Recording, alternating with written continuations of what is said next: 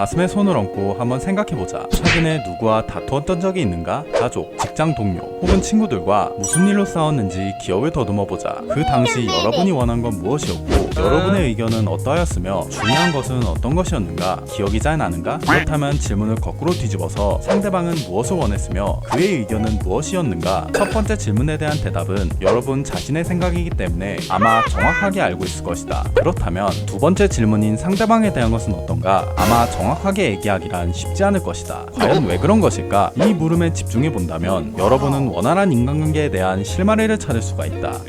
대개 사람들은 다투고 난 뒤 상대방이 정확히 무엇을 원했는지 잘 기억하지 못한다. 심지어는 언쟁을 벌이고 있는 와중에 상대방의 면전에 대고 도대체 바라는 게 뭐야? 진짜 알 수가 없다 라는 식으로 얘기하고 난다. 물론 이런 식으로 얘기한다고 해도 상대방이 무엇을 원하는지 꼭 알고 싶은 것도 아니면서 말이다. 상대방과 말다툼을 할 때 우리는 저마다 자신의 입장을 내세우면서 상대의 의견을 제대로 들으려고 하지 않는다. 이 좀 다물어! 제발! 하지만 상대방이 무엇을 원하는지 알려고 하지 않는 태도야말로 갈등을 더욱 악화시키는 최악의 태도이다. 흔히 실패한 친구 관계나 결혼 생활은 물론 직장에서 생기는 크고 작은 갈등들 또한 이로 인해 나빠지는 경우가 많은 편이다. 그렇다면 사람들은 왜 상대방의 말에 귀 기울이지 않는 것일까? 그 이유에 대해서 먼저 알아보자. 대부분의 사람들은 사형제도에 찬성하는 이들이 왜 찬성하는지에 대해 이해한다고 말한다. 실제로 강의 현장이나 세미나에서 이와 같은 주제를 청중들에게 제시했을 때 찬성하는 이들의 이유를 들어보면 재범 방지와 사회적 비용 절감 등등 스스로 공감할 수 있는 여러 가지 이유가 나오곤 한다.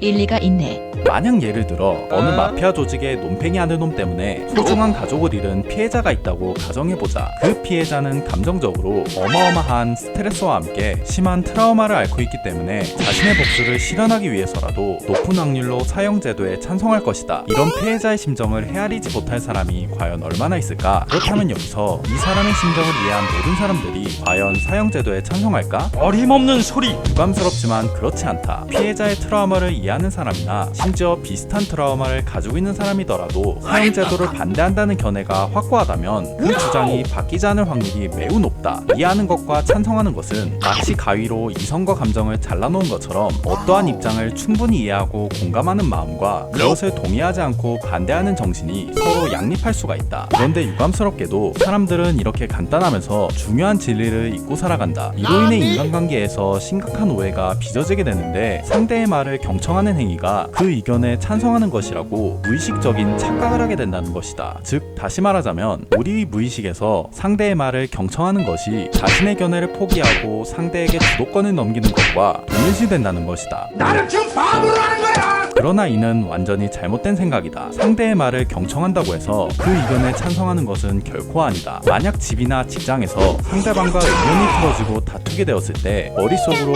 가위를 떠올려보자. 이때 여러분이 생각할 것은 아주 쉽다. 경청하는 것과 찬성하는 것은 서로 다른 것이며 이해하는 것과 동의하는 것이 확연하게 다르다는 것을 생각하면 된다. 상대방의 이야기에 귀를 기울여서 그 입장을 한번 헤아려보고 공감해보려고 노력해보자. 상대방의 이야기를 충분히 듣고 난 다음에도 얼마든지 당신의 주장을 펼칠 수 있으니까 말이다. 물론 상대방의 말을 듣다 보면 나도 모르게 끼어들고 싶어지는 것은 어쩔 수 없다. 특히 얘기 도중에 잘못된 부분이 있거나 기분 나쁜 부분이 있을 경우 얘기를 끝까지 넘기지 못하고 이런 말을 하게 될 것이다. 헛소리 하지마 임마.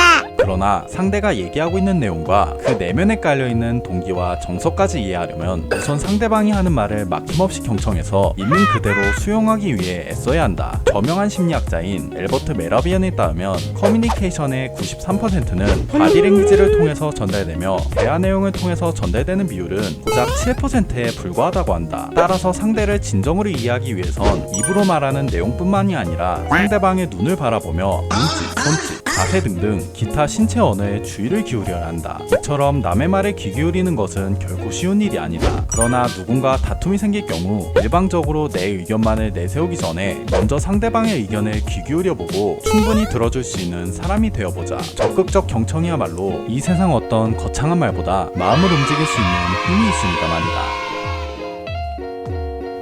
영상 시청해주셔서 감사합니다. 재미있게 보셨다면 구독과 좋아요 잊지 말아주세요. 가만 생각해보면 저 또한 적극적으로 경청했던 경험보다 제 의견을 먼저 내세우면서 말다툼을 더 심하게 만들었던 기억이 있는데요. 여러분들 중에서도 누군가 트러블이 생겨서 말다툼을 하는 경우가 생기게 된다면 먼저 차분하게 경청해보는 것은 어떨까요? 오늘 하루도 고생 많으셨고요. 여기까지 심리설명충 푸드였습니다. 안녕히 계세요, 여러분. 여러분도 행복.